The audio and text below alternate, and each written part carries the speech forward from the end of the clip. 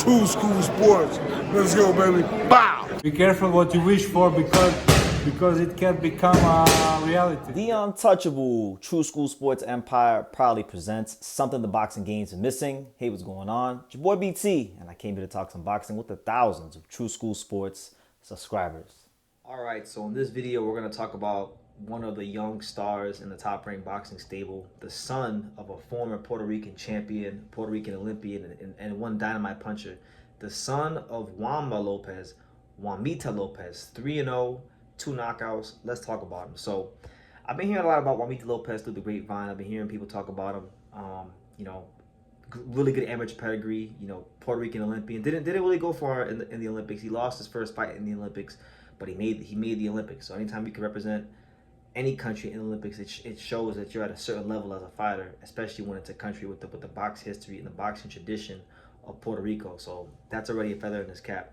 Then you factor in that he actually won a bronze medal in the AIBA, or not the AIBA, but the IBA Youth World Championships in 2022. So he's got a solid amateur background to speak of, right? So that's kind of one tick of the box.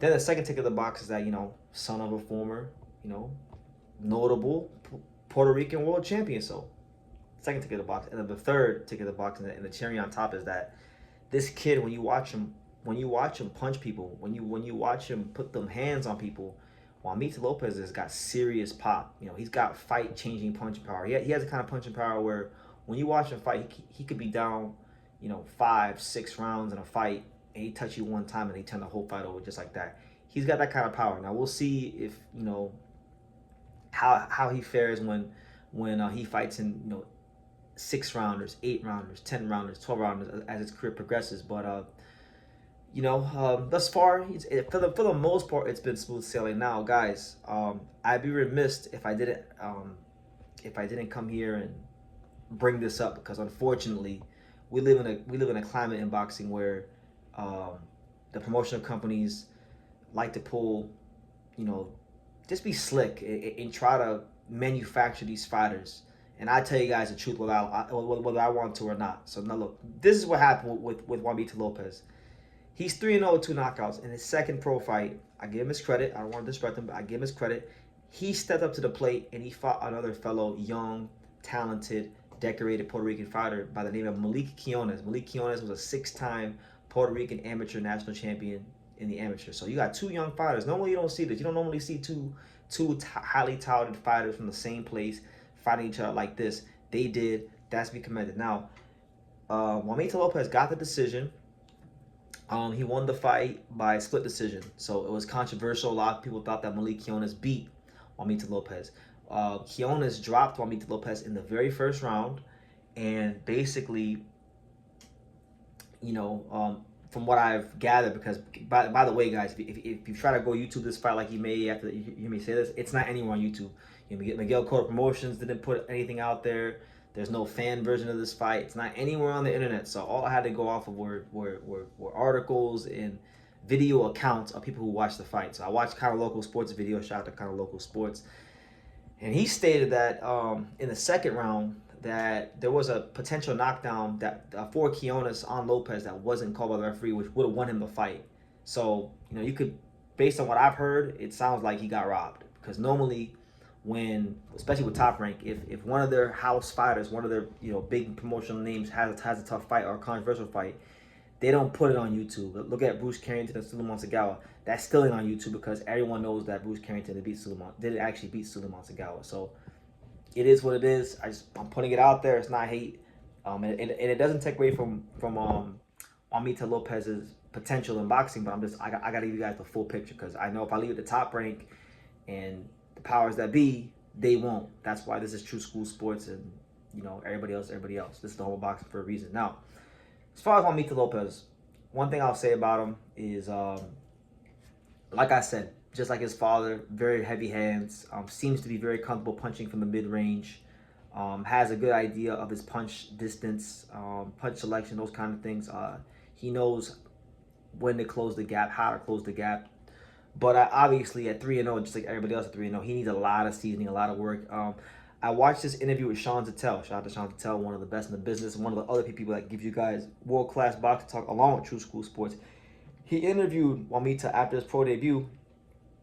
And Sean Zattel, in the interview with Sean Zattel, Juanmita had stated that he hasn't really had any world-class sparring in America, in the USA, which I think that's the next step, because I know Puerto Rico has some talent, you know, but you get different type of looks when you're in the States. And for a guy like him, who, you know, I think I would assume and presume that Top Rank has big plans for, he's going to need to see different looks. He's going to have to know how to deal with these pressure Mexican fighters, the Eastern Europeans, the Japanese, you know, the slick black fighters. Just any style he can get in the ring with, get into the ring with, he needs to get those looks, and you'll get those looks by sparring in the States, sparring at Top Rank Gym, which is who he signed to, so he'll have access to the gym very easily. And yeah, so I look at Juanmita Lopez. Do I think he'll be a pound-for-pound star? I'll be honest with you guys. From what I've seen and from what I've learned, I don't see him as no pound-for-pound type of caliber fighter. But that doesn't mean there's not value in him. Like, he's very exciting. When I watched him fight for the first time this weekend, his punching power was different, and it jumps off the page. And I could definitely see him being an attraction. Now, he's a little guy, so I was looking at like what could be the big fight for him, because generally speaking, with these kind of fighters, I like to always look at and see what could potentially be the big fight for him. Now, I'm not really sure what that is right now, because a lot of the guys that I think of in these weight classes are ranked, or they're on the fast track to a world title. Right now, he's campaigning as a 115 pounder. So in just surveying the 115 pound landscape, obviously you guys know that I'm very familiar with a lot of these Japanese fighters, right? Now I don't know politically if this fight could ever happen, but I'll tell you guys this: if there's one fight, I'll name Juanmita Lopez as a potential fight for two Japanese fighters that I grade highly.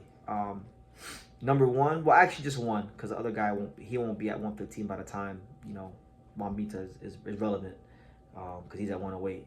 But one fight that really stands out to me is Juanmita Lopez potentially in the future against Japanese super flyweight sensation Aoi Yokoyama. I feel like that could be a great fight. Yokoyama's already ranked. He's already won the OBPF title. He's like a super prospect. He's definitely more advanced than a guy like Juanmita right now. But the thing is, with a guy like Juanmita, he don't need to be like Juanmita Lopez is not someone that needs to be the most polished guy. When you got power like him in this weight class, you're always in the fight. He's got that Deontay Wilder factor about him, so I like that aspect of it. And he's already went through a little bit of adversity in his career in the fight with Malik Quinones. So I think that experience, if he leans into it the right way, could serve him well.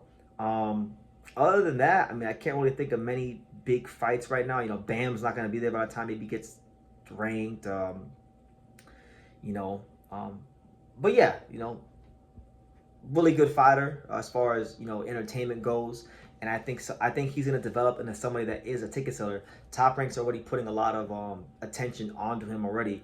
They just did a whole sit down with him, Xander, Ivan Calderon, and Miguel Cotto playing dominoes. And they did a whole interview in Spanish, and they put it on the Top Rank YouTube channel. So that right there is an indicator that they have big plans for this kid. And he's very fun to watch, but he's got a lot of work to do if he wants to really even have half the career his dad did. Because his dad was a good fighter. His dad was two-time two-division champion, and beat some really good fighters. I mean, Juanma Lopez, just for those of you to refresh memory, beat guys like Dale Ponce de Leon, beat Rafael Marquez, beat Wilfredo Vasquez Jr., and even wound up having a really important fight with Mikey Garcia, in which he ultimately lost. So he was involved in a lot of really notable fights about 10, 15 years ago. So anyway, guys, that's my preliminary thoughts on Juanmita Lopez, a dynamite southpaw knockout puncher from Puerto Rico, and you know, definitely someone that I think is going to sell a lot of tickets. It's just he needs to, I think, as soon as possible get to the States, because there's a lot of work that has to be done as far as sitting down to his punches and really fully transitioning to the pro game. So yeah, leave your comments down below. Make sure you guys take the time to subscribe. And like I'm saying, every single one of these videos, you can love me or you can hate me, but I'm just a kid from Daniel. So until next time, take care, guys. Thank you for watching another video on the untouchable True School Sports Empire. For more great boxing content just like this, make sure you guys stay tuned and subscribe. You won't be disappointed.